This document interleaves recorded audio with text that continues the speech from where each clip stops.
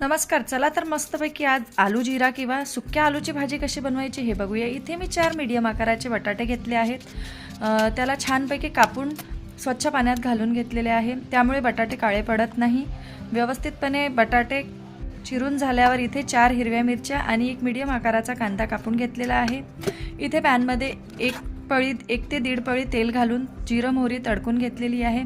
जिरं मोहरी छान फुलल्यावर त्यावर आपण हिरवी मिरची आणि कांदा घालूया. ही रेसिपी एवढी सोपी आहे की तुम्ही 7 ते 8 मिनिटात बनवू शकता. त्यानंतर कांदा आणि हिरवी मिरची छान परतून झाल्यावर यावर आपण अर्धा चमचा हळद, त्यानंतर अर्धा चमचा धनेपूड आणि चवीप्रमाणे मीठ घालूया. त्यानंतर आपलं छान हे मसाले परतून झाल्यावर ह्यात तिखट घालायची अजिबात गरज नाही आहे. त्यानंतर आपण आपले बटाटे घालूया. 5 मिनिट झाकून ठेवूया. प्रत्येक 5 मिनिटांनी आपण हे चेक करूया. त्यानंतर थोडं पाणी घालून शिजवून घेऊया.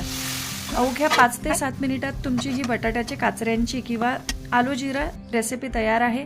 चला तर व्हिडिओ आवडल्यास लाईक, शेअर, सबस्क्राईब करा.